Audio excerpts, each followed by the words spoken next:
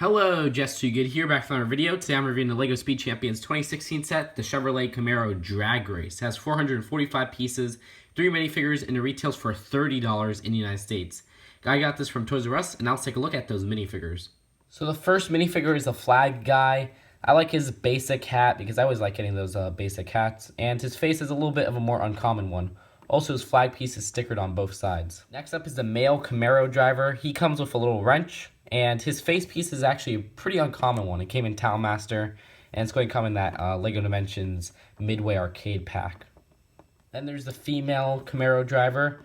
She has a very basic female face print, and her helmet is the same as other guys except it's white with the little visor right there. So in this set, you get a start finish line build, also a little trophy part, and then these two Chevrolet Camaros. You got this 1969 one and the 2016 version.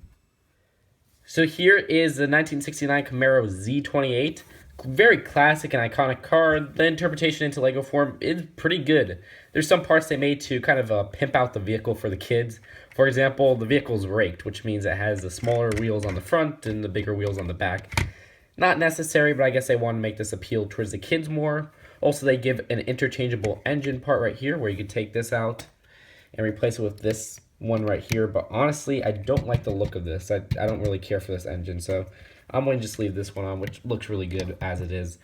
They give it a stripe, which, you know, kind of runs through a lot of the old designs that this had stripes, so that's cool. And they chose the black and white colors, which I think is pretty neat as well. So you can see the stripe, it actually has some stickers on it. This one flows better than the stripe on that Ford set, but still there's some parts where the stickers just can't line up. For example, this back part right here, there's no way you could really make it line up perfectly with this stripe right here, which is actually two separate stickers. That kind of bugs me, but it's a very minor nitpick. I love the little back license plate that says Camaro and that very fancy writing. That looks cool. And actually, the whole back area looks good. It's just this part right here that's a little bit off with the sticker, but, you know, I don't really mind that so much. Also, they have a little sticker on the side right here on the side doors, which look okay. Of course, they don't open. None of these Speed Champions cars open except for I think the Hot Rod was only one of the opening side car doors. On the front, very cool design with the Z28 right there, which looks really neat. And there's actually two more stickers on the side right here for the front lights, I believe. And there's two little stickers down here, which are pretty easy to put on, despite being small stickers. Like I said, these are already two separate stickers, but you see I put I kind of use this engine as an advantage to make it look like it's lined up perfectly. Other than that, inside the car, you can just take off the roof like that, and there's space for one minifigure, and you can see there's just one little steering wheel. And that's really it for the design of the car. Very sleek and cool. Oh, and I almost forgot, the wheels actually have a previously used little 1x1 tile piece with a print on it. And you can see that you have 4 of those right there. Nice printed piece. So now let's go on to the other Camaro. So here's the 2016 Chevrolet Camaro. And I think I like the 1969 Camaro better in this LEGO design. It is a good LEGOification of the vehicle. It's just, I think this one has more flaws than that. This front little hood, I don't like the design as much as I think they could have done this better. Just compared to the real vehicle, and you can see it doesn't look super accurate. Other than that, I actually like this front part with the headlights and everything. I think this is perfect. The stickers look crisp and everything like that.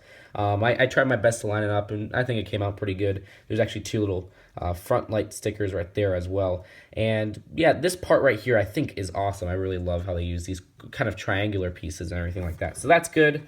The side car doors are all right.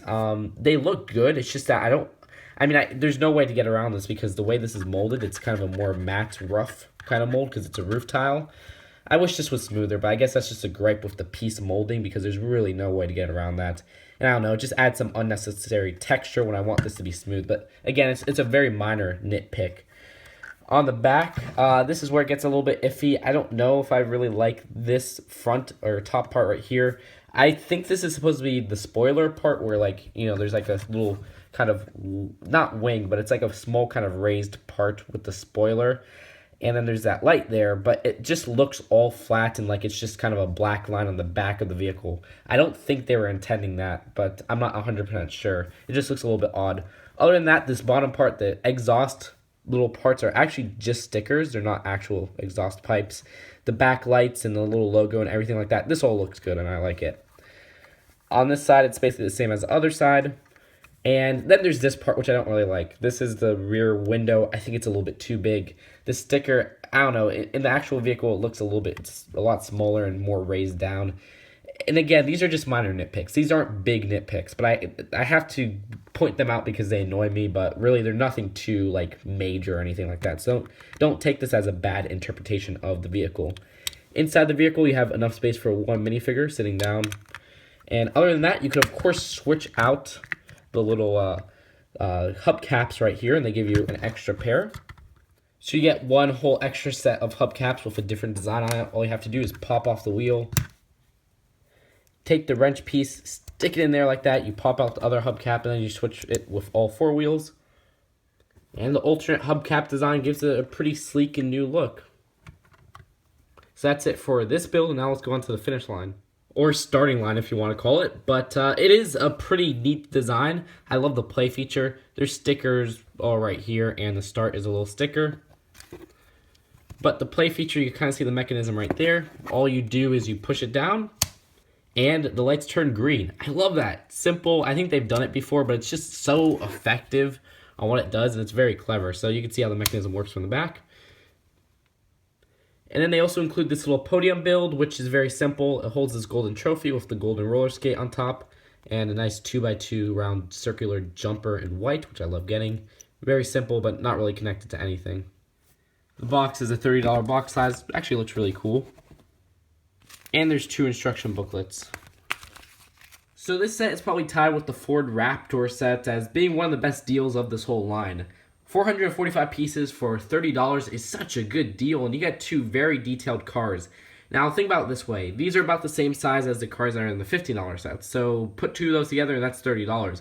But you also get this whole kind of a racing start-finish line, and you also get 3 minifigures instead of 2 if you put 2 of those $15 sets together. All that looks great, and so do the cars.